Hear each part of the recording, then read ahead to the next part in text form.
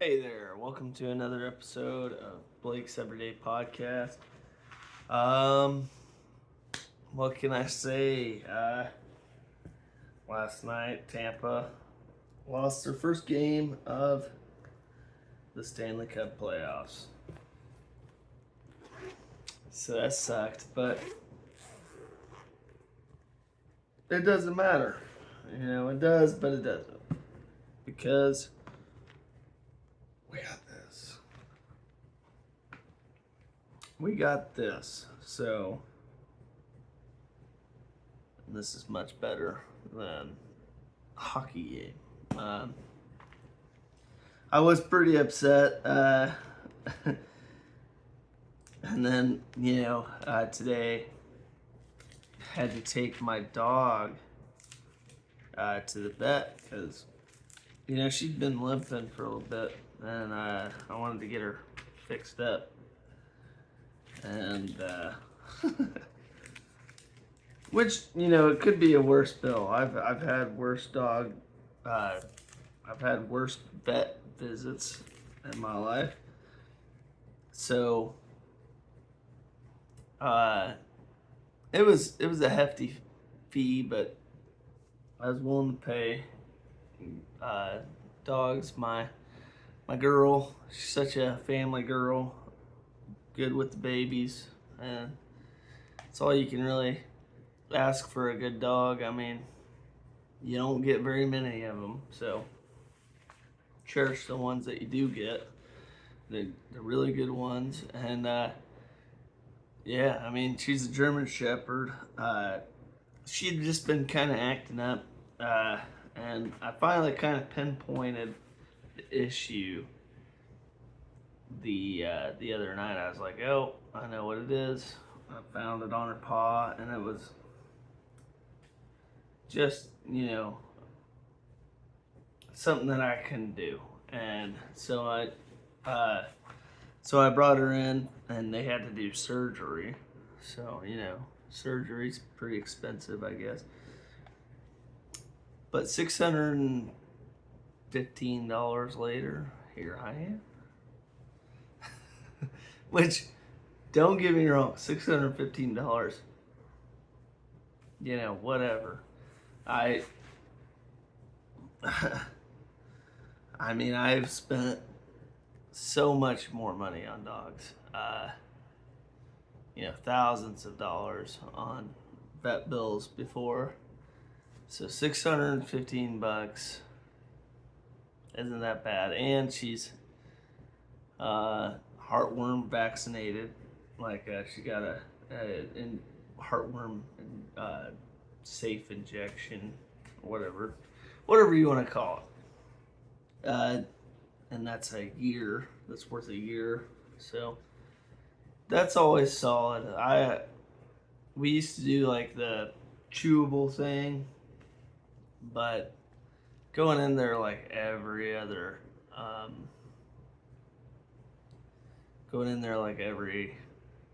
couple months, because we have two dogs, kind of sucked. But you get them both with that. I think it's only like $120. You get them with that $120 little heartworm injection. Good for the year, as long as they're not getting into anything. And the last time, well, not the last time, but one of the last times that we took our dogs to the vet, it was because our dogs got into one of our dogs had gotten into a big old pack of wasps. So, and that was probably just as expensive. So, surgery and heartworm, $615, but probably spending about the same for some Benadryl to get that swelling down from the wasp. Does it weigh out? Absolutely not. Could I have done the surgery by myself? I totally could have. But would I have? No, not one chance. So We are moving on tonight to Deuteronomy chapter 12. And there's a lot of hockey going on right now. Not that I'm watching it, but because it's not my team, but there is a lot of hockey going on right now. It's the Stanley Cup playoffs, and if you have a favorite team, which there's only a few people that watch these videos, if any, feel free to comment your favorite team or something. This is also still a podcast, not just about reading the Bible. We can always talk about other things. But, yeah. I mean, that's another thing. So not only I have to do the whole surgery with my dog, but the whole house is sick, other than me. Whole house has some kind of stomach bug, and I do not. Which I'm thankful that I don't, but I don't even know what to say. All right. Yeah, that part of it sucks. Not that I don't have it, because I'm happy about that.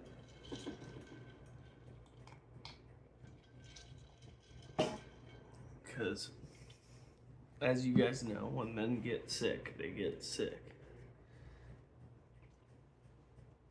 When women get sick, it's like, me. Just kidding. I am just kidding. All right, chapter 12, the one place of worship. These are the decrees, and let me do this real quick.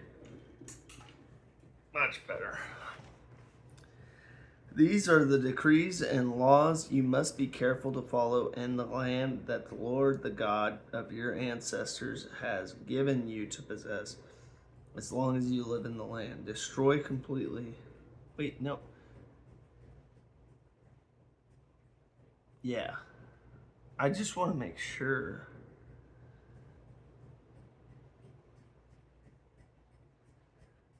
Oh, man.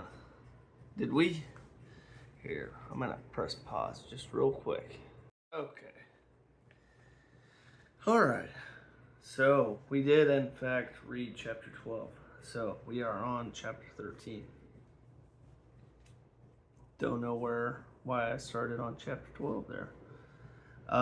Chapter 13, worshiping other gods. If a prophet or one who foretells by dreams appears among you and announces to you a sign or wonder, and if the sign or wonder spoken of takes place, and the prophet says, "Let us follow other gods you have not known, and let us worship them," you must not listen to the words of that prophet or dreamer. The Lord your God is testing you to find out whether you love him with all your heart and with all your soul. It is the Lord your God you must follow, and him you must revere. Keep his commands and obey him. Serve him and hold fast to him. That prophet or dreamer must be put to death, or for inciting rebellion against the Lord your God, who brought you out of Egypt and redeemed you from the land of slavery. And prophet or dreamer tried to turn you from the way the Lord your God commanded you to follow. You must purge the evil from among you. If your very own brother or your son or friend secretly entices you, saying, "Let us go and worship other gods," gods that neither you nor your ancestors have known, gods of the peoples around you, whether near or far, from one end of the land to the other, do not yield to them or listen to them. Show them no pity. Do not spare them or shield them. You must certainly put them to death. Your hand must be the first in putting them to death, and then the hands of all the people. Stone them to death, because they tried to turn you away from the Lord your God, who brought you out of Egypt, out of the land of slavery. Then all Israel will hear and be afraid, and no one among you will do such an evil thing again. If you hear it said about one of the towns the Lord your God is giving you to live in, that troublemakers have arisen among you, and have led the people of their town astray, saying, "Let us go and worship other gods you have not known," then you must inquire, probe, and investigate it thoroughly. And if it is true, and it has been proven, and if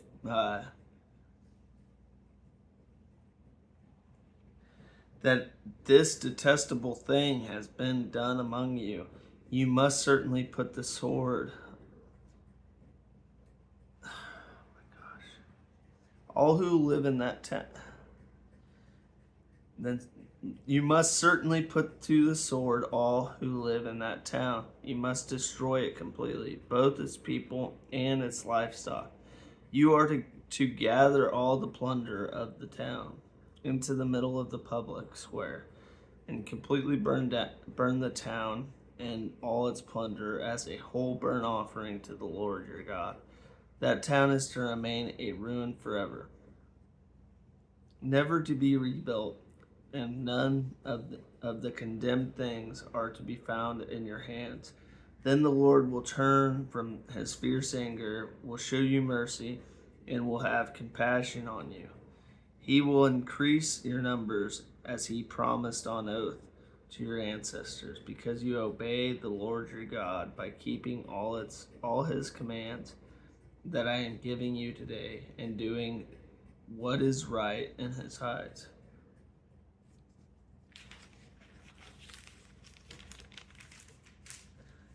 Okay, we only have one description for chapter 13. Chapter 13, verses 1 through 5. This warning about false prophets is as important today as it was in ancient times. We all know of individuals who have gained a wide following, but whose teachings do not measure up to the truth of God's word. As we seek spiritual growth, we need to measure the teachings we choose to live by against God's truth revealed in the Bible. I mean, it's true. Chapter 14, clean the unclean food. You are the children of the Lord your God. Do not cut yourselves or shave the front of your heads for the dead. For you are a people holy to the Lord your God. Out of all the peoples on the face of the earth, the Lord has chosen you to be his treasured possession. Do not eat any detestable thing. These are the animals you may eat: the ox, the sheep, the goat, the deer, the gazelle, the roe deer, the wild goat, the ibex, the antelope, and the mountain sheep. You may eat any animal that has a divided hoof and that chews the cud. However, those that chew the cud or that have a divided hoof you may not eat: the camel, the rabbit, or the hyrax. Although they chew the cud, they do not have a divided hoof. They are ceremonially unclean for you. The pig is also unclean. Although it has a divided hoof, it does not chew the cud. You are not to eat their meat or touch their carcasses. Or of all the creatures living in the water, you may eat any that has fins and scales, but anything that does not have fins and scales, you may not eat. For you it is unclean. You may eat any clean bird, but these you may not eat: the eagle, the vulture, the black vulture, the red kite, the black kite, any kind of falcon, any kind of raven, the horned owl, the screech owl, the gull, any kind of hawk, the little owl, the great owl, the white owl, the desert owl, the osprey, the cormorant, the stork, any kind of heron, the hoopoe, and the bat. All flying insects are unclean to you. Do not eat them. But any winged creature that is clean you may eat. Do not eat anything you find already dead. You may give it to the foreigner residing in any of your towns, and they may eat it, or you may sell it to any other foreigner. But you are people holy to the Lord your God. Do not cook a young goat in its mother's milk. That just sounds crazy.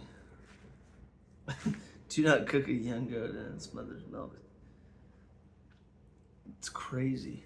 I mean, there's a reason he put it in there. Somebody was obviously doing that, and that's just kind of crazy to me. Like, that's kind of sadistic, Like, let me just cook this baby goat in its mother's milk. That's crazy.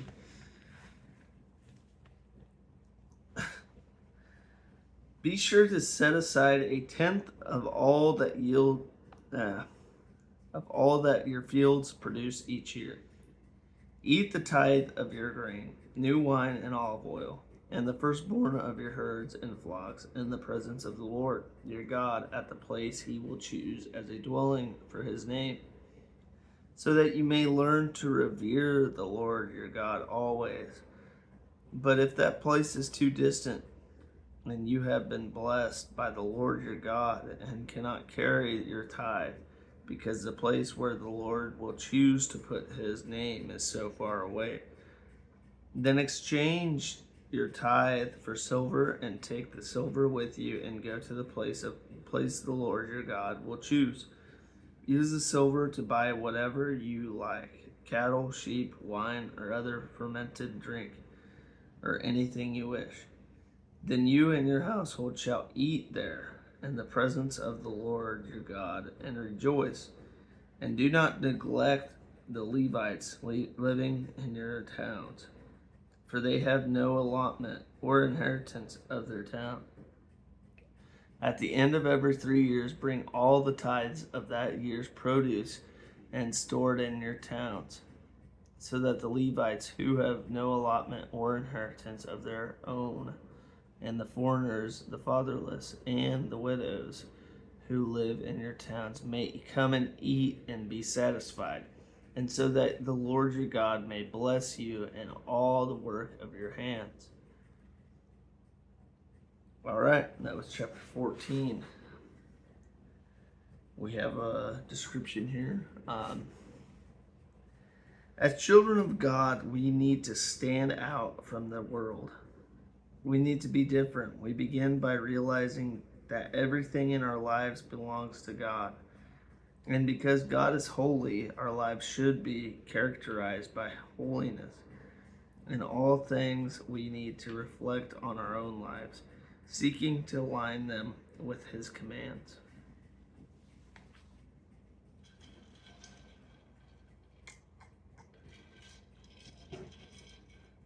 All right.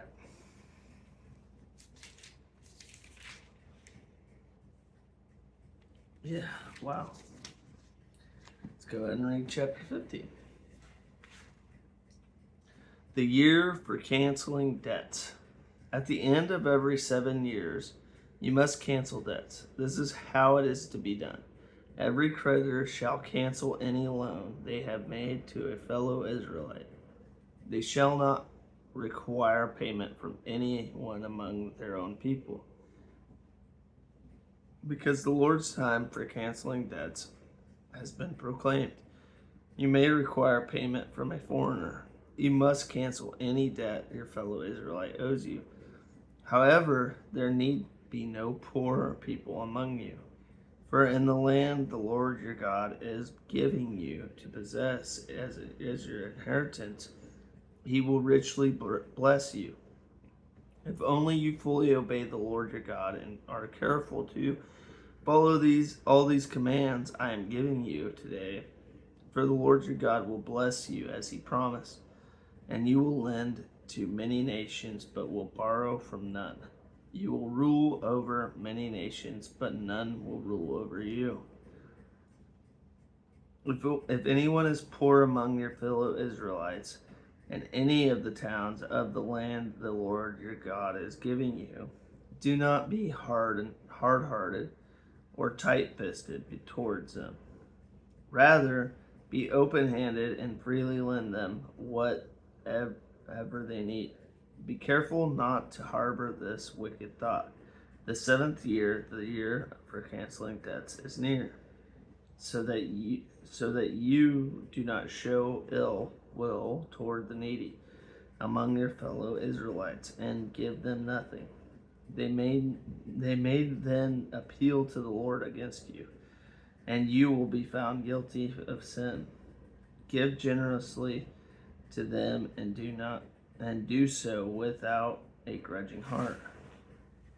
Then because of this, the Lord your God will bless you in all your work and in everything you put your hand to. There will always be poor people in the land. Therefore, I command you to be open-handed toward your fellow Israelites who are poor and needy in your land.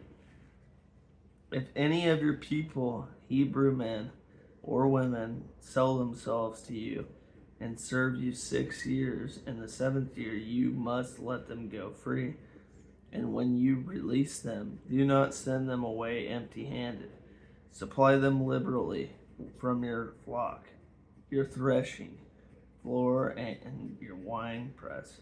Give to them as the Lord your God has blessed you. Remember that you were slaves in Egypt, and the Lord your God redeemed you. That is why I give you this command today. But if your servant says to you, I do not want to leave you, because he loves you and your family and is well off with you, then take an awl and push it through his earlobe into the door, and he will become your servant for life. Do the same for your female servant. Do not consider it a hardship to set your servant free, because their service to you these 6 years has been worth twice as much as that of a hired hand. And the Lord your God will bless you in everything you do. Set apart for the Lord your God every firstborn male of your herds and flocks. Do not put the firstborn of your cows to work, and do not shear the firstborn of your sheep. Each year you and your family are to eat them in the presence of the Lord your God at the place he will choose. If an animal has a defect, is lame or blind, or has any serious flaw, you must not sacrifice it to the Lord your God. You are to eat it in your own towns. Both the ceremonially unclean and the clean may eat it, as if it were gazelle or deer. But you must not eat the blood. Pour it on the ground like water. All right, that was chapter 15. We have a couple descriptions here. And then we're going to go ahead and finish it off with a prayer. Chapter 15, verses 16 through 18. At first glance, these verses seem to have little to do with us.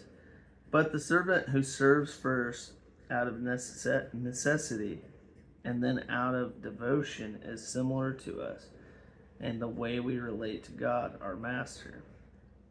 As new believers, our obedience is often given simply because it is required. But as we mature in our walk with God, our obedience grows out of our love for Him.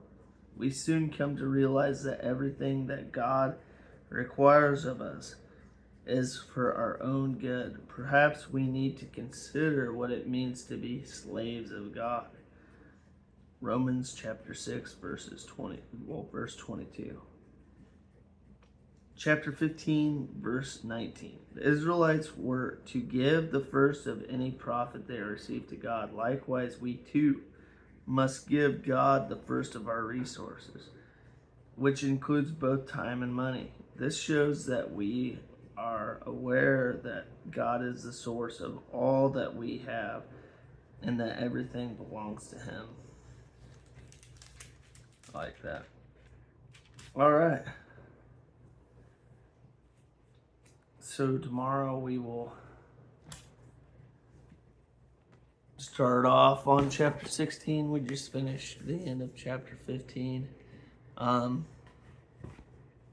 say a prayer. Dear God, we come to you tonight just blessed with so many great things, Lord. Thank you for keeping us where we are. Thank you for letting us read tonight. Thank you for guiding us to another safe day. Thank you for keeping this roof over our heads.